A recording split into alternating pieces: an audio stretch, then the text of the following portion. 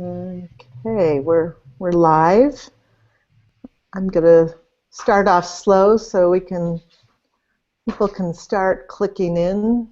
Um, I was excited to see we had a wonderful group of people signed up to join us today, and I know it's a little tricky. Not everybody's used to working in webinar form. I think if you work in higher education, or there's always people working doing online classes, and so I know at one of the schools where I've worked, we use this platform, and it's really nice. So welcome, Michelle. I'm so excited. It's been fun getting to know you, and I've admired your work for a very long time. So I'm going to get going, but I'm a little worried here. We're not seeing anybody checking in here yet. Yes. Are you seeing it? I'm hoping it's Yeah. happening, and I'm just not getting it listed on my screen. Yeah, I don't see anybody checking in yet. Yeah, okay, well, we're still going to go on because this records, and we are very fortunate because we can keep this on our website, and it'll be there for years to come. Okay, so let's see, and I'm wishing Marcia were there, but Marcia today is at the Fuller Craft Museum because there's a wonderful exhibit happening at Fuller in Massachusetts. I'm trying to pull that up, and they it's a reception with the Studio Art Quilt Associates. We're so lucky that organization works because they're all over our globe, and we get to see a lot of the work just exhibited in every corner. I'm always happy, but this one is a reception for art as quilt transitions in contemporary textile media. And so if you're not chimed in here today, I'm assuming you're in Massachusetts at that exhibit. Anyway, welcome, Michelle. Thanks, Cami. Good to be here today. Yeah, nice to be here. So we're going to start by, I think, as a textile artist myself, this picture of you surrounded by mounds of fibers nothing is more exciting than that. And I don't know, I don't know if people feel that way, but I know we do. We get excited about all that. There, I'm going to just click you in there so you can be in the front and center. So tell us a little bit about, let's just jump right into because I'm going to go see if I can play around and fix our webinar here, but how much of your work is based on materiality? I know I just read your work about your presentation that you gave to the International Guild of Hand Hooking Rug Makers in October, a few weeks ago. You have been busy, haven't you? Called Shifting Paradigms, and I know you talk a lot about your materials. Yeah, if you have any.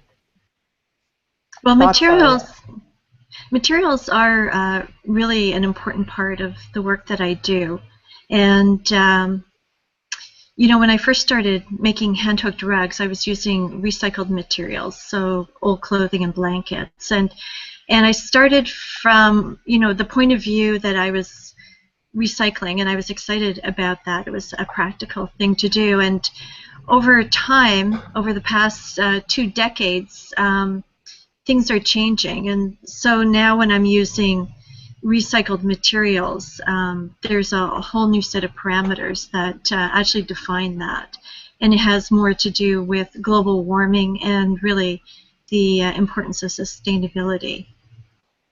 Yeah, and that's been an evolution that you've come around. I would think that using the recycled coats or as traditionally in Japanese boro, using pieces, or the Amish or whoever, that is doing that in one way. Yes, yes. taking other plastics and other materials one step further. I don't know. Do you have any thoughts on how that works for you? Well, it is an interesting conversation. I have experimented with a range of different materials. So I've done, I have worked with metal, I have worked with plastic, I've done, also bringing in different techniques as well. And most recently I've been working with waste hosiery from a local artist and designer here in Vancouver, Catherine Soucy. And so I've been working with her materials, and so she has a very interesting process, and she purchases hosiery seconds from manufacturers. And what she does is that she hand dyes the hosiery, and then she screen prints on it, and then she takes the hosiery and serges it together to create a new fabric, and from that fabric she creates one-of-a-kind clothing. And so during her manufacturing process she creates hosiery waste, and it's those materials that I've been using in the current series that I'm working on, titled Recovery Method. And so I mean, that's been an interesting process. I mean, for me, it is an experimentation, and I'll continue working with those materials probably for at least the next 6 to 7 months. And I think I'll have probably explored that particular concept as far as I want to go, and then I'll move on to another concept. Are those will those recycle? Or are they're synthetic, right? The hosiery is nylon, and so those are synthetic. Mm-hmm. That's correct. Do they so this piece we're looking at right at the beginning here? Right. What is that made out of? Now that one is made from recycled clothing, blankets, and it probably has some new wool fabric off the bolt as well. And so this type of design, it's called a hit and miss design. And I mean, for me, it's, in my opinion, I refer to it as the humblest form of rag rug making that there is out there. And so traditionally it would be made from leftover bits and pieces from other projects, or really from textiles and clothing just too precious to throw out. And then it's the colors usually are just randomly selected, and then they're hand hooked into the backing, which could be a burlap or a linen backing. So I know that the environment really is, oh boy, okay. The environment that you are surrounded by has impacted you quite a bit. Do you, I know you were talking on your presentation about how the rug can be, as you phrase it, a call to action. Yeah. Do you, when you were you mentioned, for example, Hurricane Katrina as inspired or was your call to action? I don't know if you want to talk about that, or. Well, it's a concept that I'm working through, and I guess in some ways I'll always be working through that, but it's the call to action. I mean, even the intention of making a hand-hooked rug, and the intention of doing that, because it's a process that is a very time-consuming process. A person could spend 2-3 months or a year working on one piece, and so that in itself becomes, I guess in my mind, also a call to action, because you're working with intent, you're slowing down, and you're just intentionally slowing down the process and not really kind of getting swept up in sort of quick, you know, quick processes. You know, you're actually, I don't know if that's making sense, but you're actually slowing yourself down. So for me, that's part of it. But also, you know, selecting the materials, working with recycled fabrics too. I mean, that also, I think, is a call to action. Working with, you know, if I'm working with hit and miss designs, which are very traditional and have a historical background, that also is a call to action, really bringing them forward so that we're working with them today as well. So I guess it's fairly broad, but I mean, all of those are a part of that.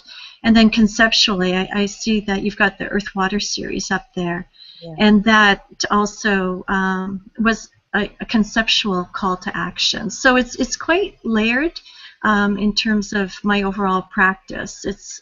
I really do try to work with intent, and I'm really quite mindful about what I do.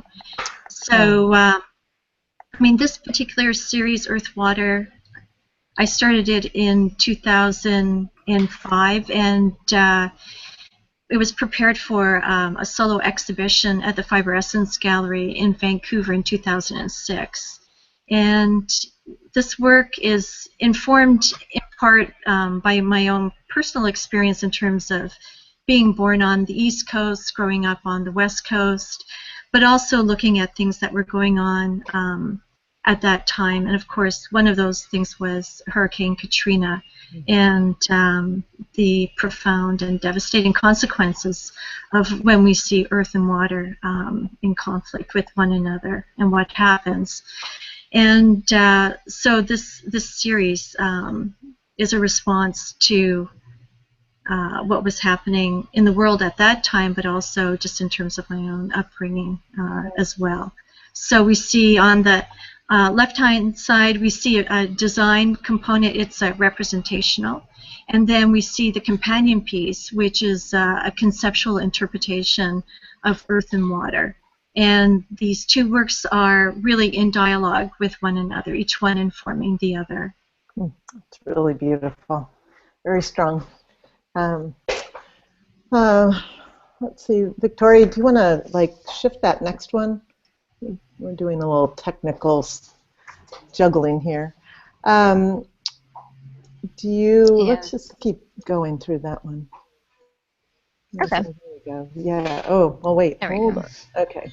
Oh, so the Hosta series. So do you want to talk about that? So beautiful. Thanks. Thanks, Cami. With the Hosta series, that came after the Earth Water series, and I felt I wanted to explore nature in a different way, and I wanted to try to capture the enormity of nature, and also at the same time there's a subtleness to it. So and I think, again, just referencing Hurricane Katrina, that's the enormity of nature. I'm not necessarily saying that the Hosta series captures that, but that's definitely something that was an overarching theme. And working with the Hosta leaf and living in the city of Vancouver, I'm surrounded by buildings, and then we have this natural habitat, and looking at the leaves, the lines for me echoed the architectural lines of the buildings that are in the city. The pieces are tall and towering, like our buildings as well.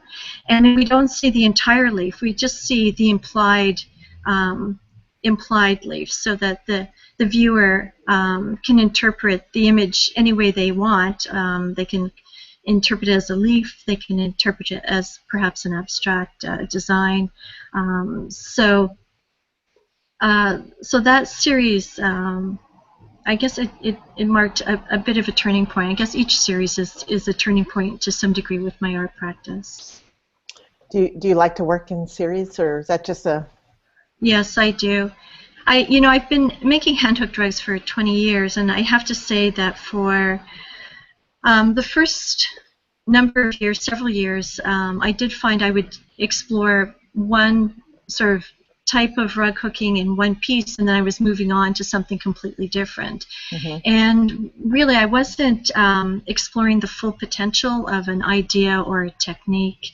And so I started to work in series, and so earth, water, wildflowers, which came before earth, water, again, just exploring concepts and techniques and materials, taking as far as I can before moving on to the next series. And you really took the Hosta. I love these, you know, the two-dimension or three-dimensionality of these pieces. Well, this one here, this is a close-up from Imagined Dialogue 2, and it's from the Love, Decay, Repair series. And this is part of a triptych. These pieces are about approximately 40 by 30 inches each, and they're hooked with recycled new wool fabrics that have been hand-dyed. They are quarter-inch wide strips, and what I did for this series is again exploring, you know, the concept around nature, but also looking at the contemporary and the historical and how each of them informs the other. And we have the historical with the geometric background, and then we have the contemporary in the foreground with a more painterly style of rug hooking. Yeah, this is actually my favorite piece. I was going to ask. Yeah. That is really. I would have a lot of favorite pieces of your work, but yeah, this is a nice series right here that we're going through. And do you sketch these out? Do you like to have a sketchbook going just to build your ideas, or how are you? Well, with the Hosta leaves in particular, both series started with photographs, and over a 3-year period, I photographed the Hosta leaves in my garden. So I also made it personal by using the leaves that I was actually growing. And so for the Hosta series, what I would do is, you know, I would select a leaf, I would be looking at line, I would be looking at value, light and dark, and then I would take the image and put it in grayscale. And by doing it in grayscale and removing all the color, what it did is that it allowed me to place really any color based on value. And so that's how these particular ones were done. Earth, water, those were based on line drawings that I did. And the Recovery Methods series is a little bit different because I was trying to loosen up my approach to design, which is with rug hooking. And I know that it's not just rug hooking, but with rug hooking, when you start working on a piece, there's a big commitment, because if something isn't working, you're taking out sometimes 2 or 3 days of work and then having to rehook that. I mean, I estimate on average that with every hand-hooked rug, there's usually 1.5 rugs and possibly 2 rugs that have been hooked for each piece.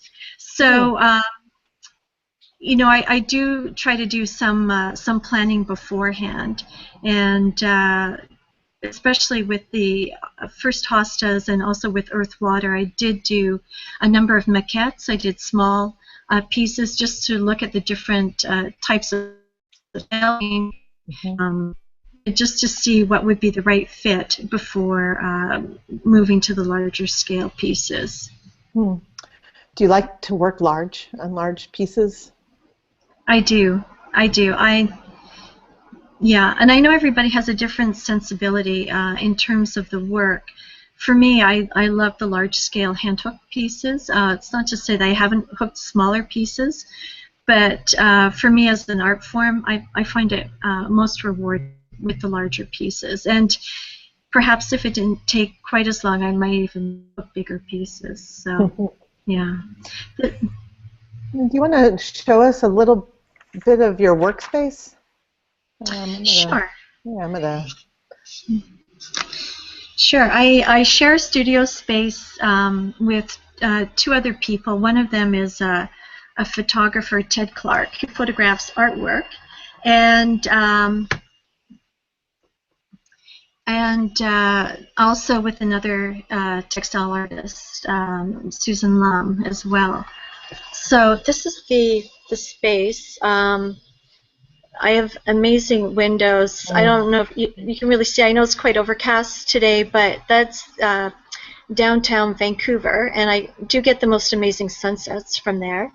Nice. And this is my rack where I hang my rugs. Wow. And that is always changing. I have huge storage space, and I have my design wall, and I'm just transitioning right now, thinking about new work, new series. So I actually have a variety of different things on the wall to inspire me to think about just new ideas. Yeah. These are these hands were actually digitally printed onto fabric, and I've hand stitched on the surface. I have small collage work. I have some more work up here as well. These are samples for possibly larger works using deconstructed screen printing and machine and hand stitch, and a little bit of applique on top of that, or assemblage. And then these are some samples. I don't know if you can really see those. Those 5 pieces I actually did in a workshop with Jason Pollan. And that must have been a wonderful workshop. That would be a fabulous, inspiring artist to take from. Yeah, it was. It was quite fantastic. And the thing about that workshop with Jason was that it made me think about simplifying. So how maybe I can do that. This is another part of the studio. Can you see that, Ken? Yeah, right. It looks like a so yeah, this is quite fantastic. Ted photographs his artwork here, and I'm able to teach workshops and put up, if I need a print table, I can do that and set that up there. So there's a huge amount of space for being able to spread out and to do the work. We also have a kitchen with a very large sink as well, so we can do dyeing and washing our screens and stuff like that. Do you go to your studio every day, or what's your studio ritual there? Well, I have the intention, and this past summer in particular was very busy, and I was not in the studio as frequently as I would normally be. And generally my days will go, I try to do a Monday to Friday, 10 to 6. Yeah. And so that's what I'm trying to do, and that's what I work towards. And there'll be other things, of course, will be in there as well, but that's primarily my focus. And I do have my computer in my studio, so I'm able to do computer work when I need to, and also do my textile work. Do you, okay, we got here's the recovery method images there.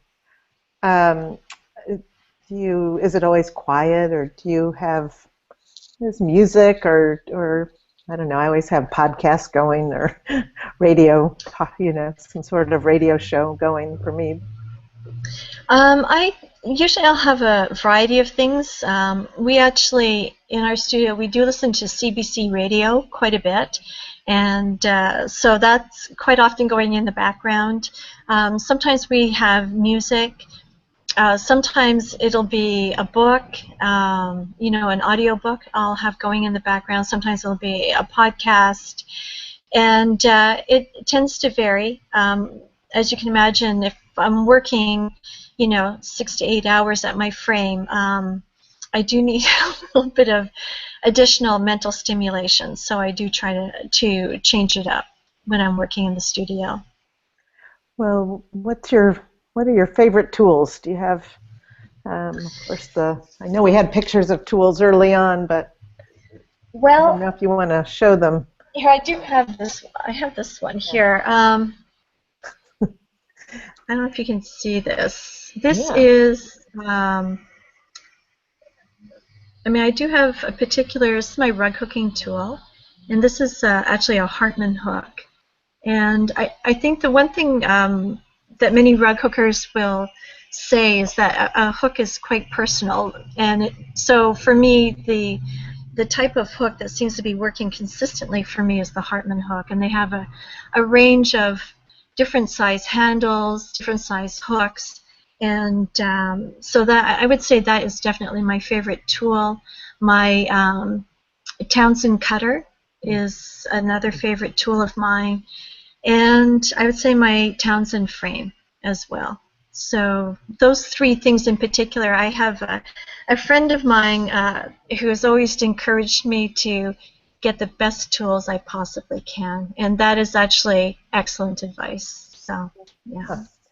Yeah, that seems to help, although I find artists always are trying to make do, sometimes with, you know, the least expensive something, maybe just to make do.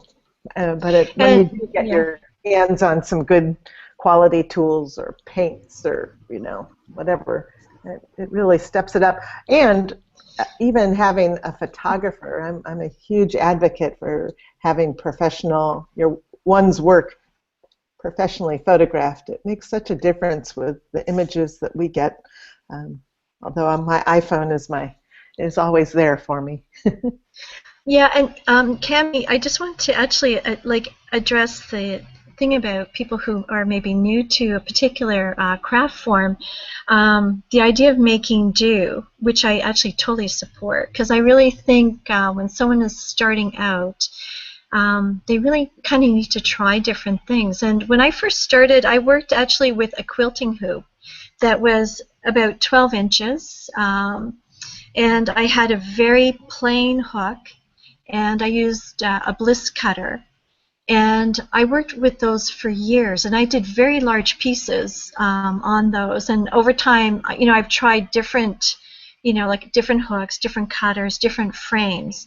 So it did take me about, 10 years before I actually settled into this particular grouping, which has worked really well for me. And in part because of the volume of work that I'm producing, I actually really needed to have these types of tools. So that actually became also really important, because I wouldn't be able to cut the amount of fabric that I do, and also in terms of the surface with my frame.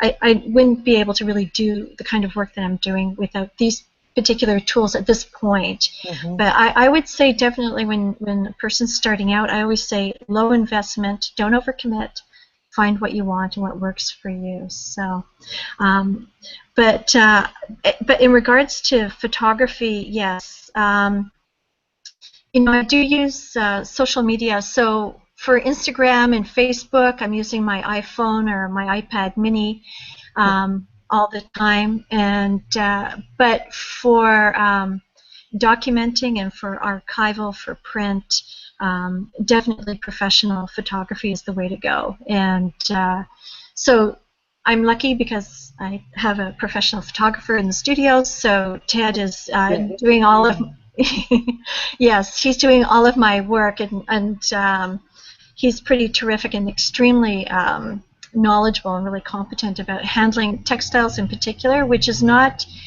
It's not easy to photograph textiles and really kind of capture the color and the detail and bring them to life. Those details are so critical. They are, and it's an investment. So, when I have those images done, I know that I'm covered, if you know what I mean. I don't have to hesitate when someone says, can you send me a high-res image of whatever, and I know that I've got it and I'm good to go. Do you talked about social media.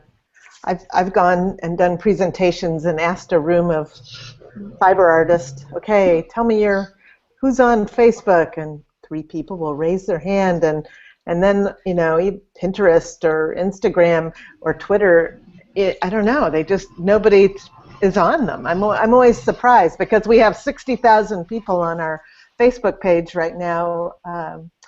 And then as I do all the social media for the magazine, I find that our biggest following on Twitter is our wonderful friends in the UK. They're all over it. But I think, I don't know, how much time do you find you can devote to social media?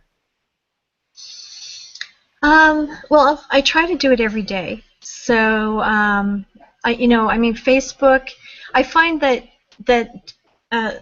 social media, there's different demographic for each form.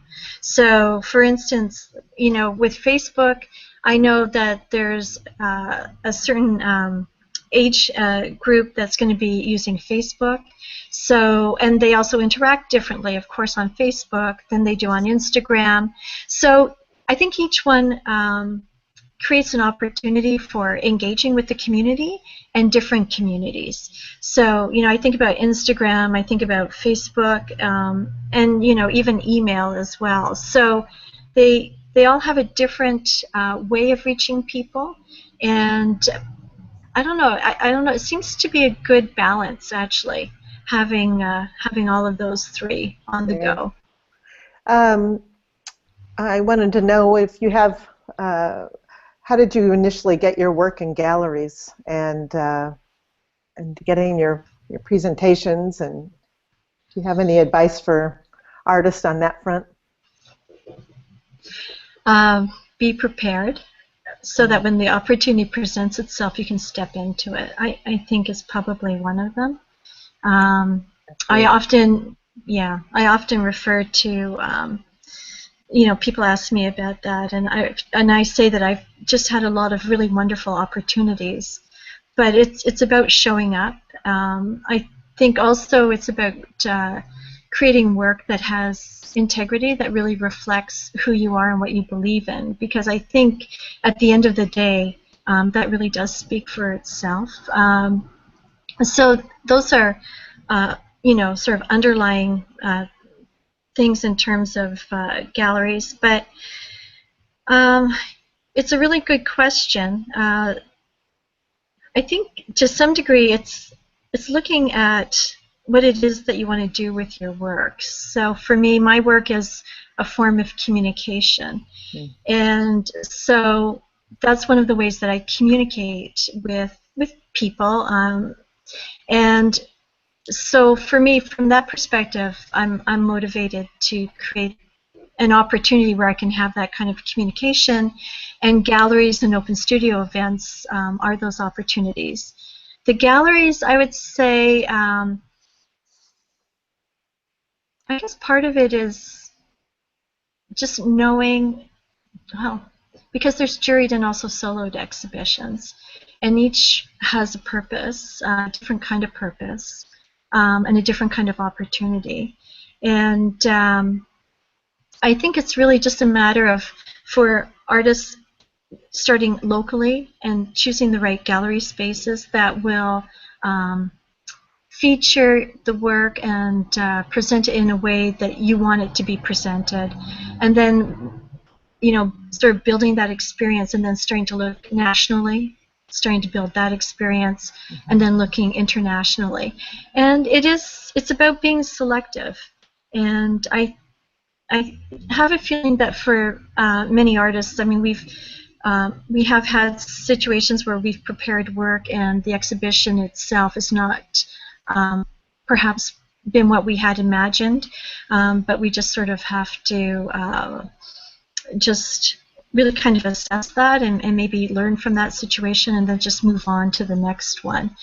So I know it's a really long answer, but the other thing too is to a lot of what we do, I think, is through connections. It's people that we've met, and really it is a matter of just getting yourself out there. So I will look at who's curating, and I do take that into consideration, because that also tells me a lot about the kind of work that they may be looking for, whether or not my work would be a good fit for that particular exhibition. So, and the other thing too is membership based shows. So for instance, even the Surface Design Association, you know, in 2005, I submitted work for their member show.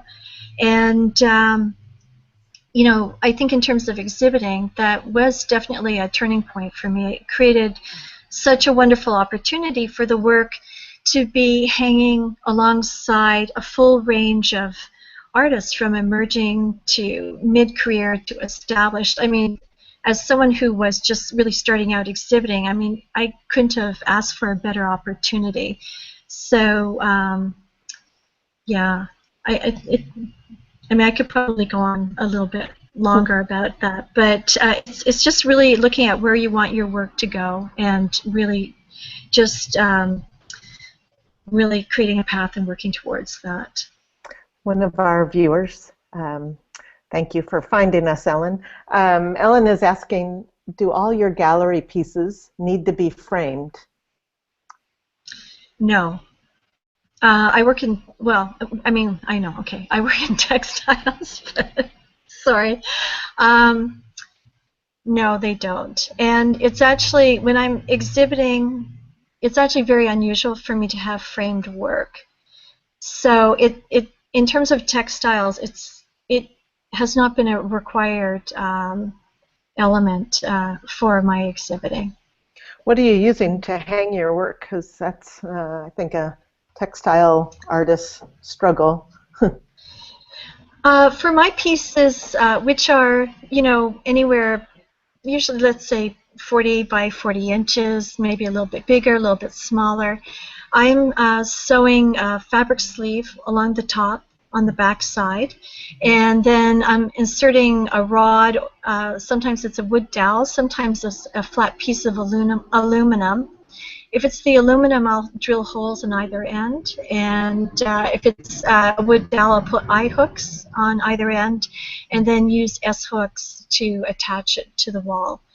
But for pieces that are even bigger than that, well, I will use Velcro, and because it'll, what can happen is that the weight of the piece can make the wood dowel bow. So using Velcro helps the piece hang flat and straight on the surface. So those are the three ways that I do it. I do have small mixed media pieces that, you know, might be 3 by 4 inches, maybe 3 by 10 inches, you know, 12 by 18 inches. And so just in response to Ellen's question, it's not unusual for me to actually frame those works. And usually people who are purchasing those works are looking for a slightly different aesthetic from, say, someone who's purchasing a large-scale work. So, yeah. Well, that's exciting. I was looking at some of these other pieces. Do you, I always sort of like to wrap up with where do you see the future of fiber art headed? That's a really good question. I don't know if I really have the answer around that. I mean, I see a couple of things happening. I do see the slow movement, actually. Yeah, isn't that interesting? Yeah, I see it starting to have a stronger voice, and so yeah, it's a really hard question. I really don't know where it's going to go. Sometimes work becomes so conceptual, and that you know, I find sometimes it's a little hard to relate to some of the work that's being produced. So the work that I mean, I do see the slow movement having a stronger voice, and I have a feeling that we'll be seeing more and more of that. Actually, I think we'll see that happening. It just the word slow sounds relaxing. I've always seemed to be doing, you know, 30 things at once, so I'm always appreciative when I just see the word slow embedded in someone's work. It just seems like they're more mindful, there's more intention, with the focus, and as opposed to something that's going so fast. Well, I thank you for taking the time today to talk with us. That was fun to see your studio and see your work. I know you've got a number of workshops coming up. I'm going to make sure we post those on our Facebook page. And that's great. Yeah, we thank you very much, and stay in touch with us, because we are always happy to support what our artists are doing. That's one thing Fiber Art Now is very committed to. That's great, Cami. Thank you very much. Yeah, thank you. Okay, bye-bye. Bye, Cami.